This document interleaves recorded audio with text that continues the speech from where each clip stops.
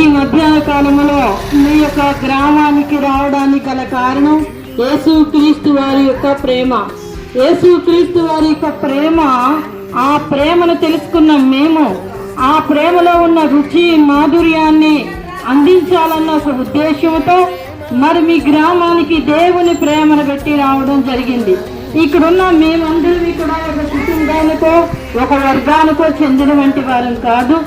కృపామయ ప్రార్థన సావాసం నుంచి రావడం జరిగింది. ఇక్కడున్న మేమందరం కూడా ఒక కుటుంబానికో ఒక వర్గానికో చెందినటువంటి వారం కాదు.